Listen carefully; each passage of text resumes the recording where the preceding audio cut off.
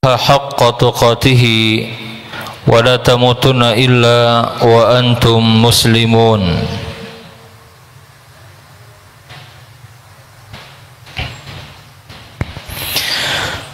Hadirin sekalian, Bapak Ibu dan juga jamaah salat maghrib, alhamdulillah pada malam hari ini Allah Subhanahu wa taala pertemukan kita kembali di kajian sejarah peradaban Islam, kajian sirah nabawiyah dan sejarah peradaban Islam. Insyaallah taala kita akan membahas tema agak kekinian ini, yaitu tentang Suriah dan masa depan Palestina. Kita akan coba kaji yang pertama dari hadis-hadis Nabi yang mulia tentang bisyarah nabawiyah, kabar gembira dari Nabi tentang negeri Syam, di antaranya Suriah dan Palestina. Dan kita akan kaji juga bagaimana kita menyikapi kemenangan para pejuang oposisi, para mujahidin di Suriah. Kita sebut kemenangan karena memang mereka berhasil menumbangkan rezim yang sangat zalim, ya. Nah, kemenangan ini apakah akan membawa dampak bagi Palestina? Kita akan kaji, ya.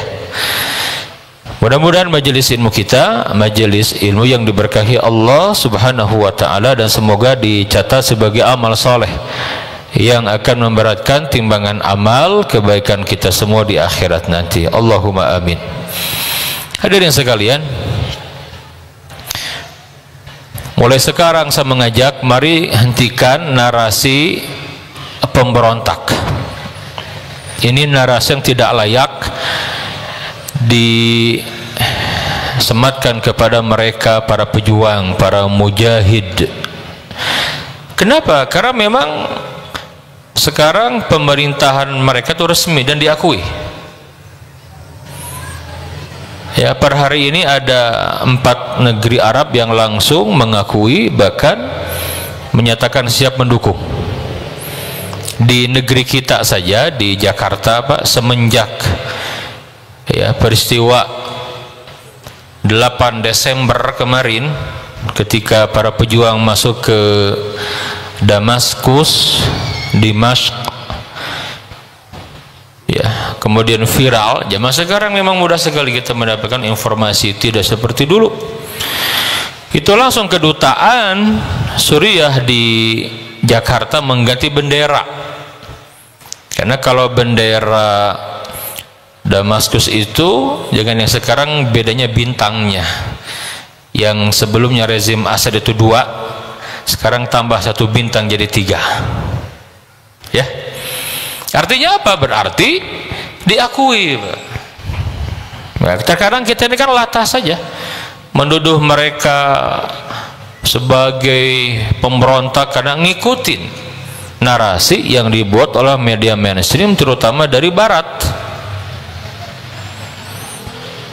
Bahkan kalau masih ada yang menyebut mereka teroris, wah ini berbahaya, ini tidak boleh, ya.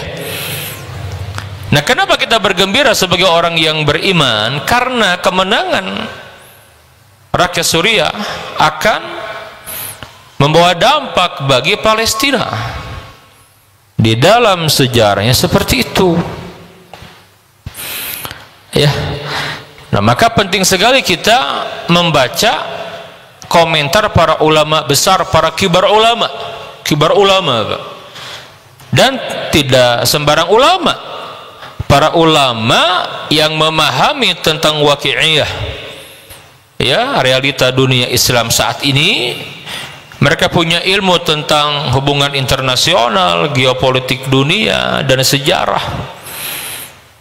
Dan memang rekam jejaknya itu aktif di pertemuan-pertemuan, baik di tingkat internasional yang membicarakan tentang umat Islam terutama di negeri Syam. Itu berbeda dengan ulama yang tidak mendalami itu, nggak akan paham ya. Nah, hadirin sekalian, saya secara pribadi sudah lama mengkaji, mengikuti, membaca tentang negeri Syam,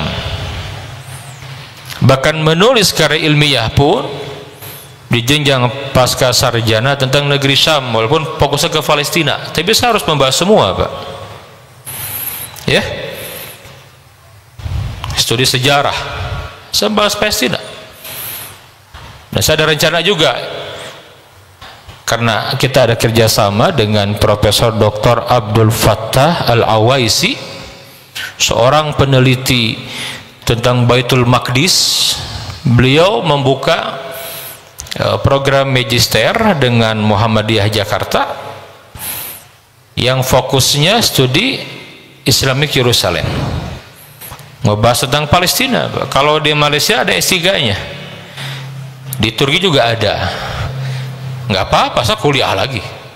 Saya sangat senang sekali, saya ingin belajar lagi tentang ilmu hubungan internasional, karena yang mengajar seorang yang terkenal kepakarannya gitu. Nah, jadi yang nerima itu Muhammadiyah, Pak, Jakarta. Mudah-mudahan tahun depan sudah mulai dibuka programnya, lanjut ke program S3-nya, fokus tentang Baitul Maqdis gitu ya. Alhamdulillah. Nah, kita sharing saja ya.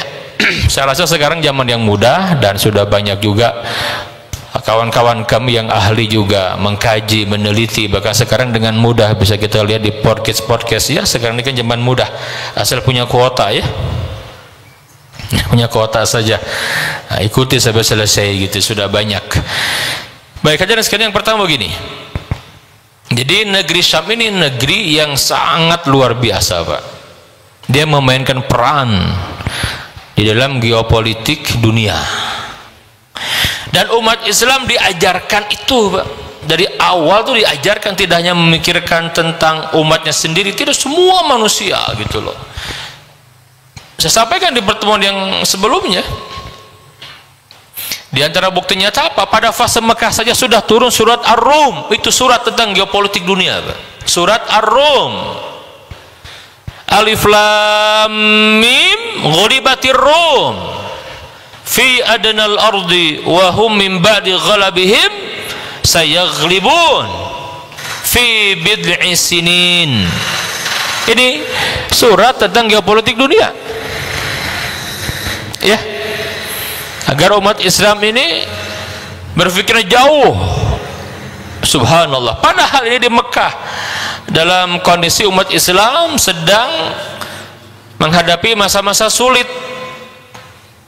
Amul Muqatta'ah, diboikot mereka itu 3 tahun ya. Subhanallah. Nah, maka Nabi yang mulia sallallahu alaihi wasallam ya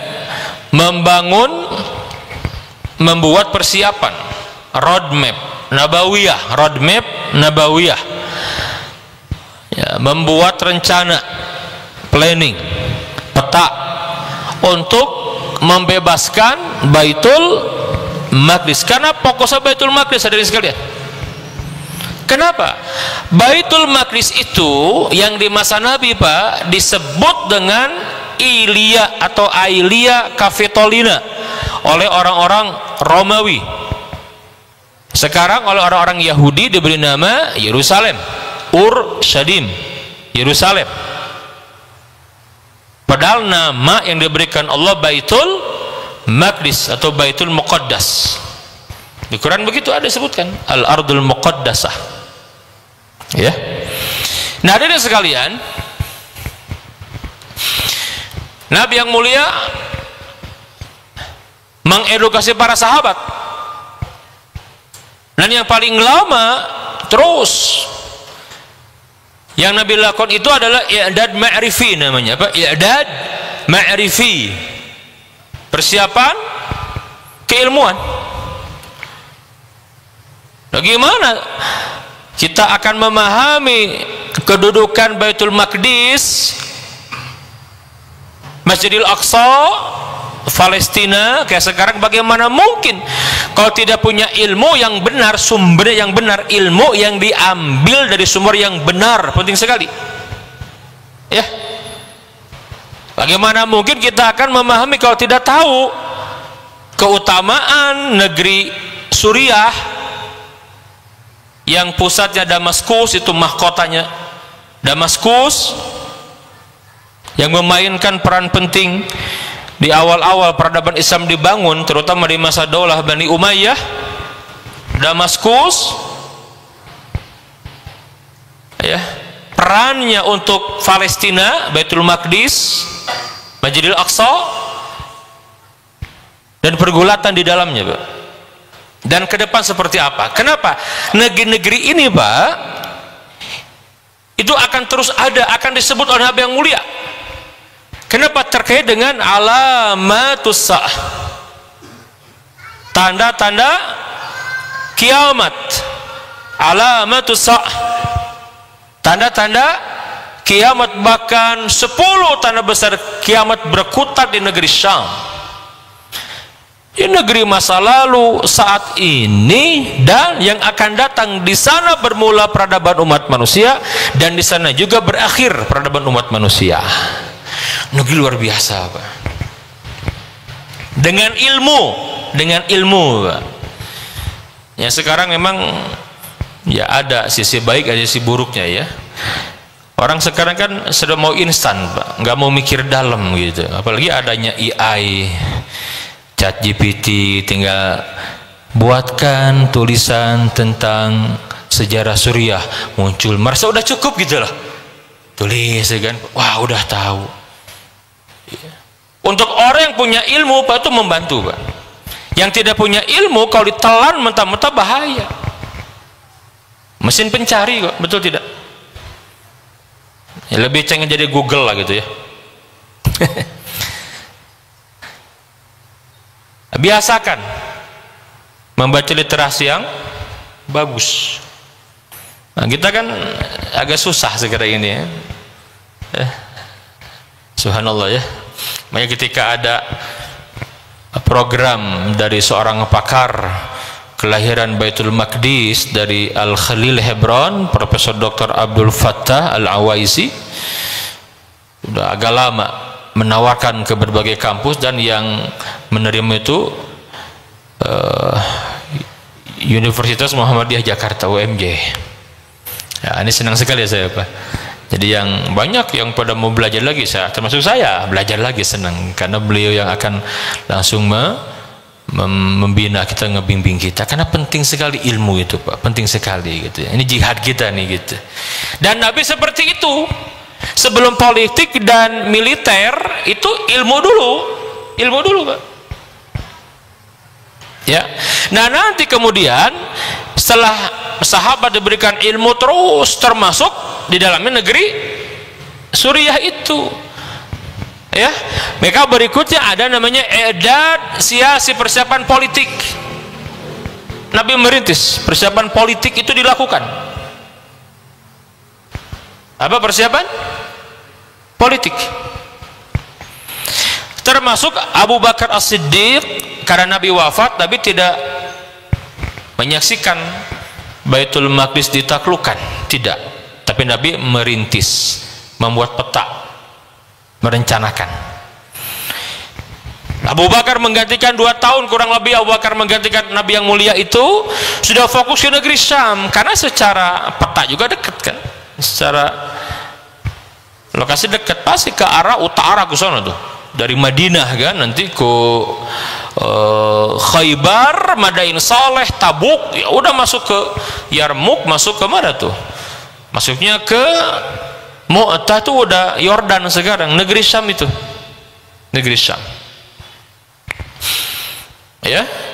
Abu Bakar yang memulai, nanti ada perang Yarmuk. Di zaman Nabi ada peperangan, perang Mu'tah dan perang Tabuk. Ada zaman Abu Bakar perang Yarmuk. Di masa Umar, nah karena dia punya ilmu, Pak, punya ilmu, Pak. Maka yang ketiga setelah i'dad siasi, ada i'dad askari, al-askari, militer. Apa? I'dad askari, persiapan militer, jihad. Dan ini puncaknya gitu. Ini puncaknya. Kalau umat hanya mempersiapkan ilmu politik, tidak mempersiapkan militer, nggak akan bisa merebut kembali, nggak akan bisa membebaskan. Percaya nggak akan, Pak. Ya, sejarahnya begitu kok. Apalagi untuk Baitul Maqdis dan Masjid Al-Aqsa. Ya.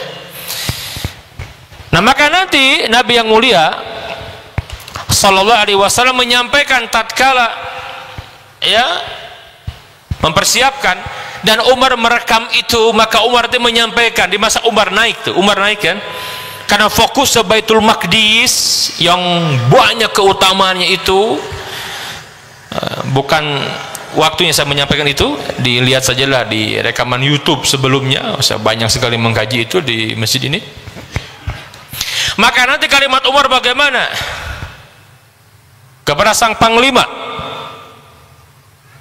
penaklukan Ardus Syam, ada Abu Ubaidah Amir ibn Al-Jarrah, Khalid ibn Al-Walid, Amr ibn Al-As. Ini para sahabat yang mulia. Lihat kalimatnya, ibda bi Dimashq fa innaha hisnus Syam. Ini kalimat Umar nih, mulai dari Damaskus. Nah, startnya dia kuasai. Kenapa? Karena Damaskus itu benteng negeri Syam, Hisnus Syam, benteng negeri Syam. Ya, benteng negeri Syam. Ini perintah Umar, Amirul Mukminin setelah Abu Bakar. Maka fokus mereka itu. Maka nanti kalau bicara tentang Suriah, dalam sejarahnya itu pertama kali jatuh ke muslimin di masa Abu Bakar As-Siddiq, lanjut di masa Umar, jadi semenjak masa Khulafa Ar-Rasyidun. Itu pertama kali itu. Abad ke berapa? Abad ke-7. Abad ke-7. Ya. Nah, maka nanti dari Suriah itu Hisnus Syam, benteng negeri Syam, ya, benteng negeri Syam. Maka nanti dari sanalah para sahabat Nabi yang mulia radhiyallahu taala anhum ajma'in fokus kepada Baitul Maqdis. Dari Damaskus tidak jauh, Pak, tidak jauh.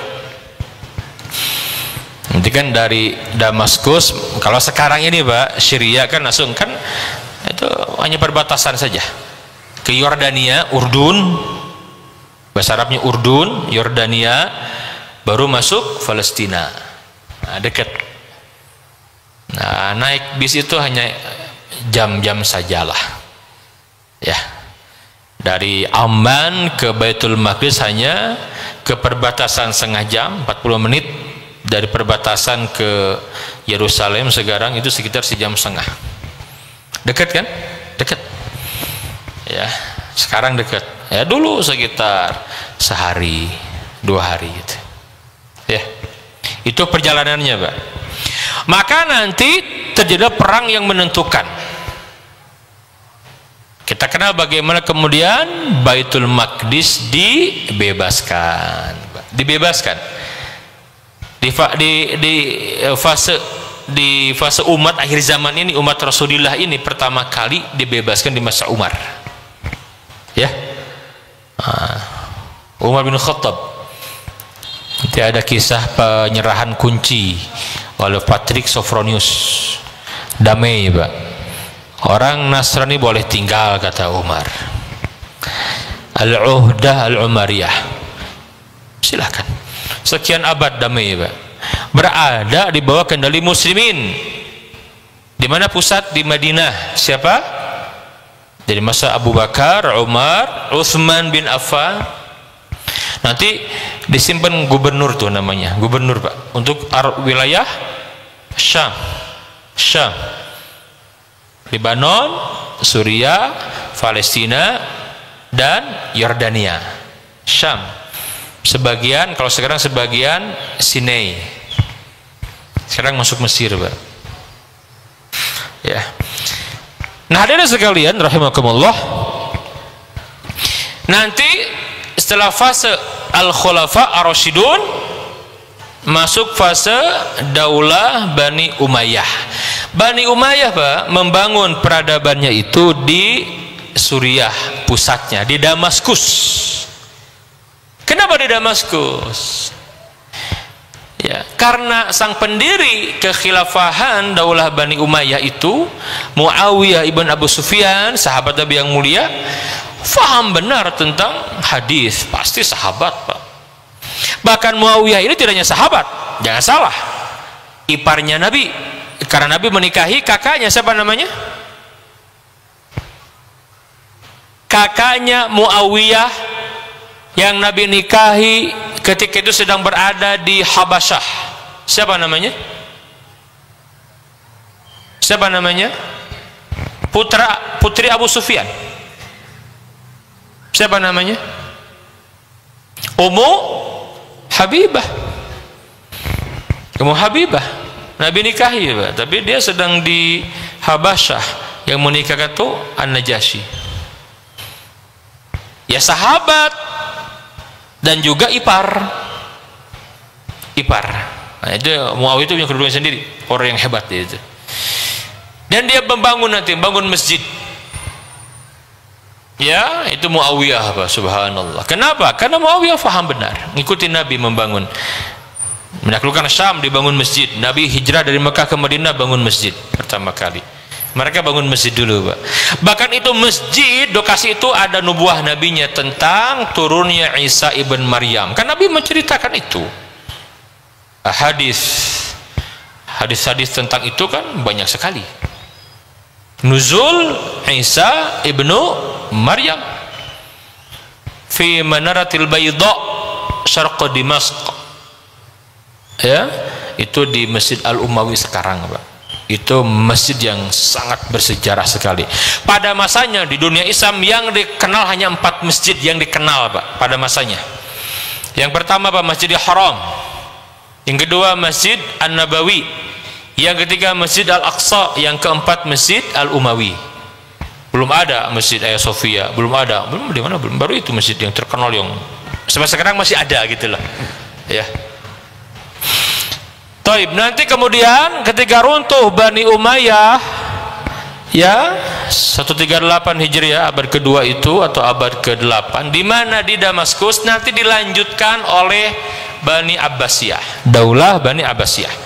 Hanya nanti Suriah di masa itu menjadi bagian kecil saja gitu, karena Abbasiyah memindahkan pusat ke Baghdad di Irak, ya, hanya nyimpan gubernur saja, bukan pusat lagi, bukan.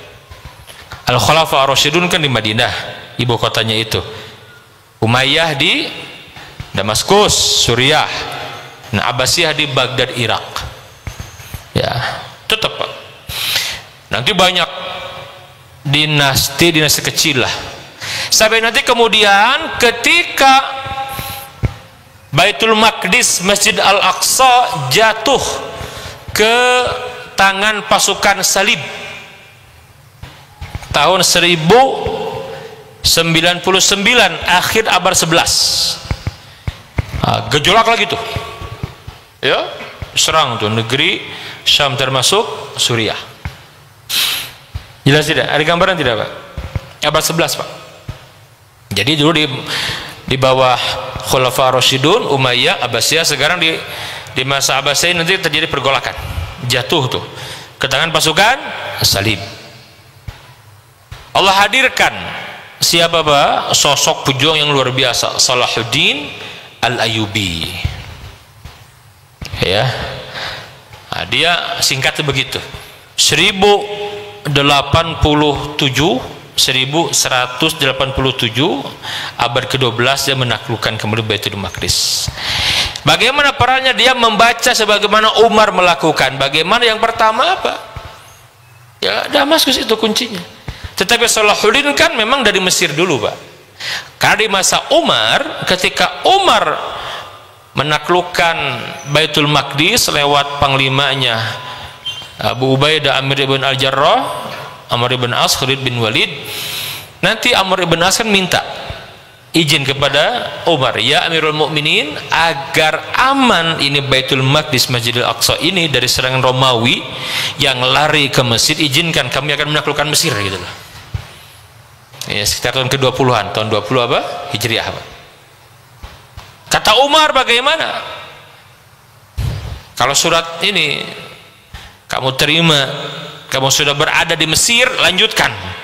Kalau belum ke Mesir, masih di Palestina, balik lagi. Masih di Palestina, balik lagi gitu lah. Masih di Baitul Maqdis, balik lagi. Qadarullah ma syafa, takdir Allah. Ketika dibuka itu surat oleh siapa? Oleh Amr bin As. Kata Amr, aina nahnu, di mana kita berada? Cari tahu. Ya Amr, al-an fil Arish.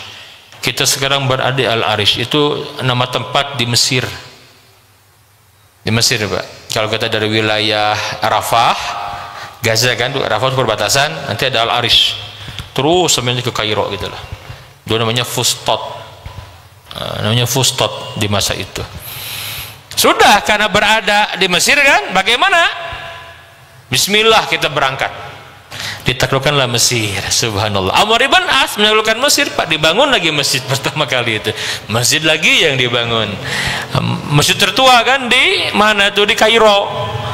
Ada Masjid Amru ibn Al-As. Mirip-mirip. Karena yang bangun di masa itu mirip-mirip, bentuknya mirip. Seperti Masjid Al-Umawi, mirip seperti masjid, mirip-mirip. Itu khas apa namanya itu, arsiteknya dari Bani Umayyah gitu loh. Subhanallah. Ya, googling saja nanti ya. Maka Salahuddin Al-Ayyubi itu dia Mesir dulu, Pak. Mesir, dan ingat, di masa itu ada dinasti Syiah namanya dinasti Fatimiyah. Jadi dalam sejarahnya memang Syiah pernah menguasai Baitul Maqdis, pernah. Fatimiyah itu Syiah. Karena orang-orang Syiah punya akidah tersendiri terhadap Baitul Maqdis. Jangan salah, dia punya kepentingan sendiri. Kenapa? Dia paham benar kedudukan Baitul Maqdis sebagai jantung peradaban. Siapapun yang menguasai Baitul Maqdis dan Al-Aqsa, dia pasti menguasai dunia, Pak. Itu kunci begitu. Maka dia punya kepentingan. Kayak sekarang kan diwakili oleh Iran gitu loh. Sama, kenapa Iran itu luar biasa, ingin sekali menguasai Baitul Maqdis, Al-Aqsa. Dia punya kepentingan, punya akidah sendiri, punya keyakinan yang berbeda dengan Sunni gitu loh. Ya, harus paham, Mbak. Justru ketika Baitul Maqdis, Al-Aqsa berada di bawah kendali dinasti Fatimiyah, ya jatuh ke tangan orang-orang salib. Ada agak panjang, nanti kita baca sendiri ya. Salahuddin berhasil, nanti beliau balik ke Damaskus, dikuasai Damaskus, Mesir dikuasai, Damaskus dikuasai, Suriah. Maka dengan mudah lewat perang Hittin itu mengalahkan pasukan salib, kembali ke muslimin. Ya, sekian lama ada dinasti Ayyubiyah, ada Mamluk begitu ya, sedih berganti. Nanti datang Turki Utsmani, dari kesultanan kecil ya, dari kesultanan kecil di Bursa pindah ke Edirne, menguasai Konstantinopel 1453, abad ke-16 mendirikan kekhilafahan Sultan Salim I. Puncak kekuatan di masa cucunya siapa? Namanya Sultan Sulaiman Al-Qanuni. Nah, maka semenjak itu tuh Mesir termasuk negeri Syam dikuasai oleh Turki Utsmani. Ya, Turki Utsmani. Abad ke-16, 17, 18, 19, awal 20, kurang lebih 5 abad dikuasai Turki Utsmani. Ya, Turki Utsmani itu. Kita lihat sekarang komplek Masjid Al-Aqsa sekarang itu, model sekarang yang dibangun ada tembok dan lain, itu terakhir tuh hasil karya Turki Utsmani itu. Yang bangun benteng yang besar itu masuk kota tua, apa kota tua itu, yang di dalam kota tua ada komplek Masjid Aqsa yang luasnya 14,4 hektar, itu dibangun di masa Sulaiman Al-Qanuni. Tidak baru, dia melanjutkan yang sebelumnya. Yang pertama kali membangun Umayyah, Abbasiyah menjaga terus. Nah, nanti dipugar besar-besaran di masa Turki Utsmaniyah. Ya. Nah, pada awal abad ke-20 di Timur Tengah terjadi perubahan geopolitik, ya, peta politik Timur Tengah. Ya, disebabkan apa? Turki Utsmani kalah di Perang Dunia I dari Inggris dan sekutunya. Maka dipecah-pecah nanti kan, singkat sebegitulah ya. Termasuk Suriah tuh. Maka masuk era modern. Ini kalau belajar sejarah begitu pembabakannya itu. Sudah modern, Pak. Nanti kan diberikan kepada siapa? Perancis. Jangan salah itu. Tapi kemudian sempat Syarif Faisal, anaknya Syarif Hussein bin Ali, Emir Mekah, yang memang dimainkan oleh Inggris untuk mengalahkan Turki Utsmani waktu itu, dijanjikan ada negara Arab Raya, kekhilafan Arab gitu, tapi tidak jadi kan, dikhianati kan. Nah, nanti tapi Suriah merdeka gitu kan, Yordan juga sama, Irak, Yaman, termasuk apa? Yordan. Tapi Palestina tidak kan? Nah, ini tersendiri nih Palestina nih, karena dia punya janji Inggris kepada orang-orang Zionis Yahudi ya, lewat Balfour dan Sykes-Picot dan Balfour. Itu singkatnya lah ya. Oke, kembali. Nah, nanti Pak, Suriah itu terjadi kudeta. Kapan? Terjadi kudeta sekitar tahun 60-an itu sudah ramai, Pak. Ada Partai Ba'ath namanya. Partai Ba'ath. Ini berhaluan apa? Komunis. Ya, sosialis. Itu Partai Ba'ath. Di antara tokoh yang berpengaruh namanya Hafid al-Assad, ayahnya Bashar al-Assad, presiden yang kabur ke Rusia sekarang. Itu orang Partai Ba'ath. Nah, Hafid al-Assad ini Pak, keluarga Assad ini di Damaskus dikenal. Dia alirannya apa? Pemahaman agamanya Syiah Alawit Nusairiyah. Ini Syiah yang gulu, Syiah yang tidak hanya mengkafirkan sahabat tetapi menuhankan Ali bin Abi Thalib. Bukan fitnah, kita bisa baca buku-buku mereka. Gulu. Sementara Suriah itu kan mayoritas penduduknya Ahlus Sunnah wal Jamaah, Sunni, Pak. Sunni. Dan terjadinya pengkudetaan itu pun juga luar biasa, Pak. Kenapa? Di waktu itu kan dulu masih ada Uni Soviet. Apa Uni Soviet, Pak? Dengan ideologi komunis, betul tidak? Itu berubah peta geopolitik dunia itu. Termasuk di kita kan tahun 48 ada pemberontakan PKI di Madiun. Sekitar tahun 65 itu ada PKI, tapi di kita gagal terus, Pak. Gagal terus. Nah, di Suriah berhasil. Naik Hafid al-Assad, memberontak dan mengkudeta. Sekitar tahun 70-an itu dia naik. Nah, untuk mempertahankan, namanya kan Republik Suriah itu, maka nanti Hafid al-Assad mengangkat keluarga besar yang menjadi pejabat,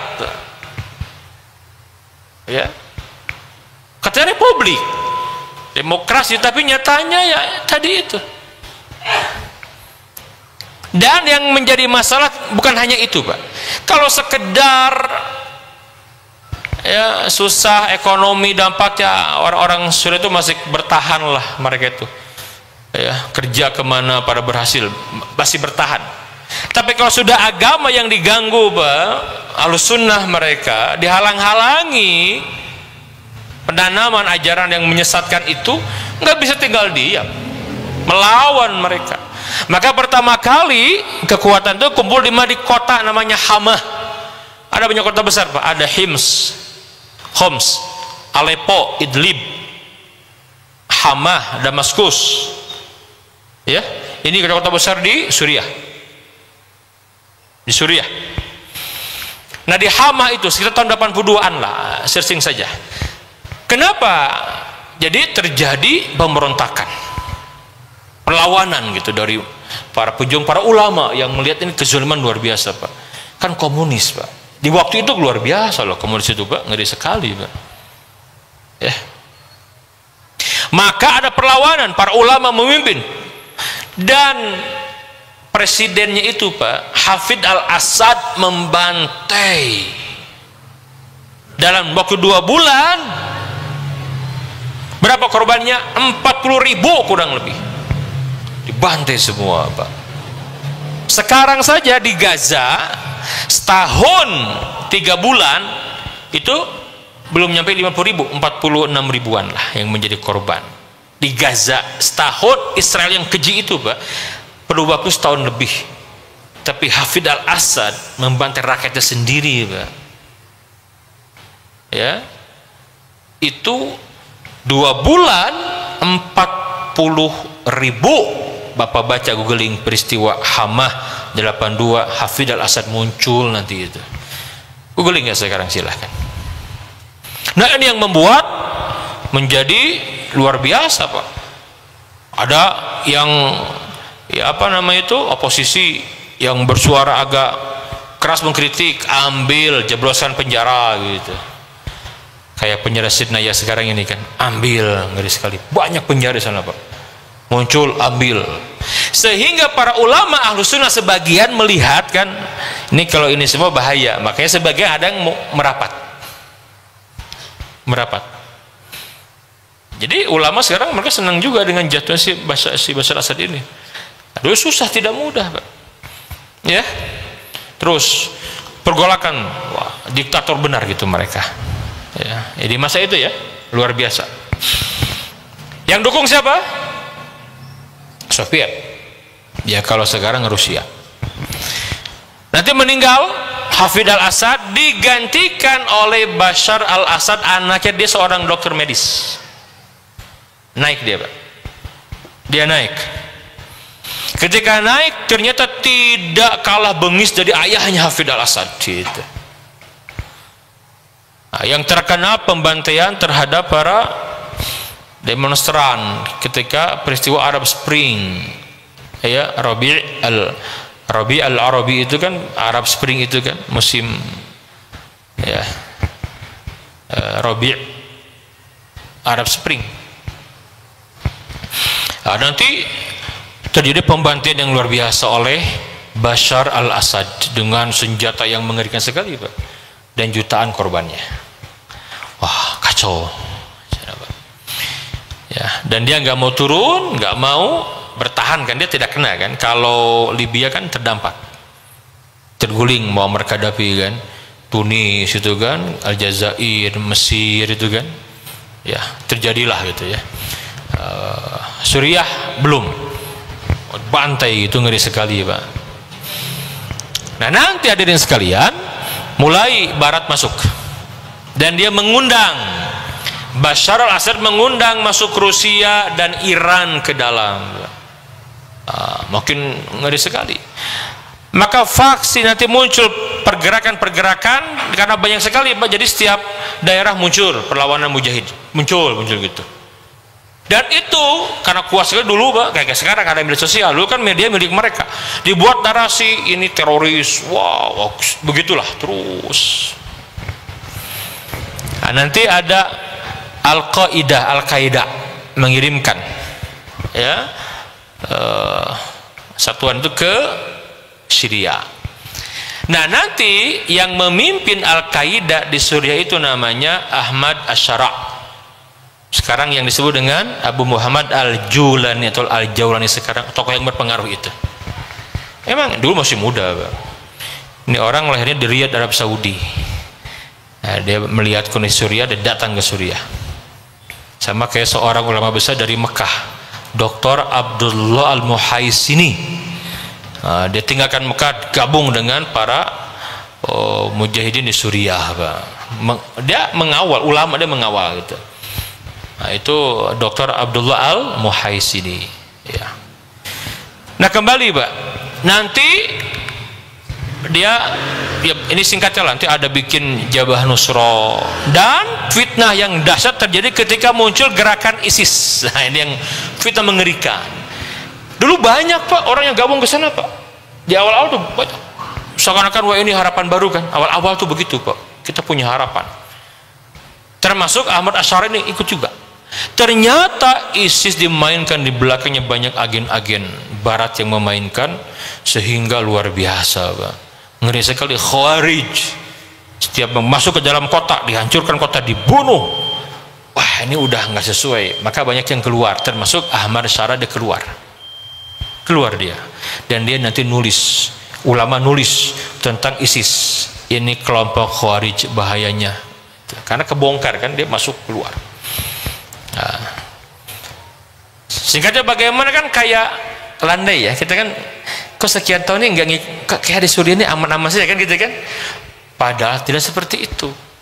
Ini karena dah sekali fitnahnya ini luar biasa Pak. Kita sajalah, kalau kita sebelum ini nih ngomong gitu, saya dulu Pak, jadi dulu tahun 2013an gitu kan, itu saya kemana-mana bab tentang Suriah begini tuh, sempet tuh, wah diangkat, kita takut semua, nggak berani kita dulu Pak. Kalau ngomong tentang Suriah apalagi mendukung, ditangkap nanti gitu. Luar biasa ya. Sekarang tidak, ada berubah. Kan gimana yang di sana kan? Cabut, ini bukan teroris, ngikut kita, bukan gitu kan. Nanti cik itu teroris, ikut lagi gitu Pak. Ya. Nah, oke, bagaimana sekian lama mereka berkonsolidasi Pak. Subhanallah. Ya. Akhirnya dibuatlah Hay'ah Tahrir Syam, HTS ini. Itu kan gabungan dari semua faksi jihad, gabung semua. Sudah tinggalkan semua, kita jangan lagi gabung dengan semua, fokus aja ke Suriah, itulah, dah Suriah aja. Ya. Dan di bawah bimbingan para ulama, termasuk Dr. Abdullah Al-Muhaisini, ulama besar di Mekah, dibimbing apa persatuan itu terus yang disampaikan. Subhanallah Pak, semua jadi mulai Aleppo terus bersatu gitu. Ya. Nah, ketika peristiwa Tufan Al-Aqsa 7 Oktober 2023 itu kan pengaruh dibaca oleh para mujahidin, dibaca terus, sibuklah ya Rusia dengan Ukraina kan, Ukraina sibuk, kemudian juga Iran juga dengan Israel terus, wah ini terus juga si Bashar al-Assad sudah nggak diperhatikan lagi gitu kan. Nah, ini kesempatan atas bimbingan para ulama, termasuk ada sosok Erdogan yang bermain di sana. Erdogan punya peran juga Pak, Turki itu ya. Ini agak dalam ya, tapi waktunya habis ya. Singkatnya bagaimana? Ya sekarang kita menyaksikan. Lihat Pak, oleh mata kita Pak, sekarang di media. Rakyat Suriah bahagia luar biasa, turun ke jalan semua. Jutaan orang yang mengungsi di Turki semua kembali ke Suriah Pak. Subhanallah. Apa ada yang kebetulan? Gak ada. Ya. Jangan terlalu terburu-buru. Mana katanya peran dari mujahidin Suriah ini? Mereka baru berlepas dari rezim zalim Pak, sedang bereforia dulu, betul, wajar lah, bahagia kan, sedang bersyukur, merasakan kebahagiaan, kebebasan dari rezim zalim, senang mereka itu Pak. Wajar, biarkan menata pemerintah dulu kan, kita biarkan dulu ya. Semua harus, nggak bisa dibaca oleh orang yang tidak paham peta di sana gimana gitu kan. Mana katanya peran buat Palestinanya, ya harus bersiasat lah ya kan. Ya, tugas kita apa? Doakan saja semoga kemenangan rakyat ini, karena mereka menyebutnya kemenangan rakyat bukan kelompok, ini kemenangan rakyat Suriah itulah ya. Semoga Allah berkahi, dibimbing para pemimpinnya, tidak berpecah lagi. Makanya alhamdulillah terbaru kan, Ahmad Syara sebagai pentolannya itu mengundang semua faksi dan dilebur, dibubarkan. Alhamdulillah sudah, sekarang nggak ada lagi faksi. Sekarang pemerintahan yang kita bangun, semua punya peran ya. Arab Saudi mendukung, banyak yang mendukung sekarang. Nah, itu penting sekali kan. Nah, jadi kita punya harapan Pak. Kenapa? Dampak ke Palestina pasti berdampak. Mesir juga jadi mulai goyang nih. Abdul Fattah As-Sisi kan melihat Suriah, kan dia semoga Allah bukakan, betul tidak Pak? Gak usah jatuh lah, kalau emang dia sadar balikan, kita dukung, usir tuh Israel, kan selesai, betul tidak Pak? Nah, penutup sebagai trigger kita ingat lagi, bukan ramalan tetapi prediksi seorang Ahmad Yasin yang pernah menyampaikan tatkala diwawancara pada tanggal 9 Juni tahun 99 oleh Ahmad Al-Mansur, wartawan senior Al Jazeera, dia menyampaikan Israel akan hancur 2027. Bukan wahyu, bukan prediksi seorang pejuang yang punya argumen tersendiri gitu. Wah, ini kalau dijadikan sebagai bahan renungan kan menarik juga gitu, betul tidak? Ya kan, kadang kebetulan siapa yang menyangka Pak secepat itu gitu loh. Bayangkan ya beberapa hari saja Pak, 8 hari itu mujahidin gerak terus sampai nggak ada pertumpahan darah, kabur tuh si Bashar al-Assad karena tentara juga sudah tidak membela, mereka sudah nggak mau, ada mereka faham dan bergabung dengan kelompok mujahidin pejuang ini. Makanya mereka menyebutnya di kemenangan rakyat Suriah, bukan kemenangan paksi tertentu, bukan kemenangan seluruh rakyat Suriah. Nah, itu ya, insyaallah taala. Dampaknya bagaimana? Insyaallah akan berdampak kepada Palestina, insyaallah. Makanya begitu tahu itu kan takut Israel, langsung dia masuk ke dataran tinggi Golan tuh, ngebom sana ngebom sini kan. Ya, banyak lagi lah yang harus kita bahas. Intinya kesimpulan, mari berhusnuzon kepada saudara kita di negeri Syam. Itu negeri yang diberkahi Allah. Mereka ahlus sunnah seperti kita, ahlus sunnah. Stop narasi pemberontak apalagi teroris, stop. Sekarang resmi mereka diakui di berbagai negara. Sekarang diganti bendera, termasuk di kita Pak. Bendera sekarang bendera Suriah yang baru, bintangnya nambah 1 gitu ya, itu resmi insyaallah ta'ala. Jangan lagi menarasikan teroris, pemberontak, jangan. Mereka pejuang. Nah, makanya kemenangan rakyat Suriah insyaallah. Fa'tabiru ya ulil albab. Subhanakallahumma wa bihamdika asyhadu an la ilaha illa anta astaghfiruka wa atubu ilaik. Assalamualaikum warahmatullahi wabarakatuh.